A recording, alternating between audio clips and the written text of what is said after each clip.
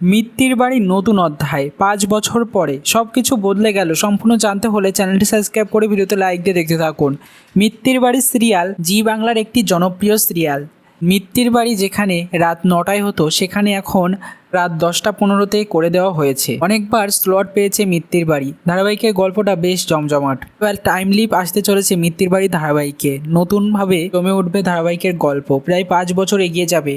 গল্পে হাজির হবে নতুন নায়িকা আদ্রিত, অর্থাৎ ধ্রুবর পাশে আসবে নতুন নায়িকা ইপ্সিতা মুখার্জি। জোনাকি ধ্রুবর মাঝে ইপ্সিতা এবার কি সৃষ্টি করবে সেটাই দেখার। এমনভাবে হয় ধারাবাহিকগুলি। নতুন নায়িকা যখন ধ্রুবর পাশে এসে দাঁড়াবে চরম রেগে যাবে আমাদের জোনাকি, কারণ এটার মাধ্যমেই প্রমাণ হবে যে জোনাকি কতটা ভালোবাসে ধ্রুবকে। ধ্রুবও বুঝতে পারবে সেটা। খুবই ইন্টারেস্টিং হবে গল্প।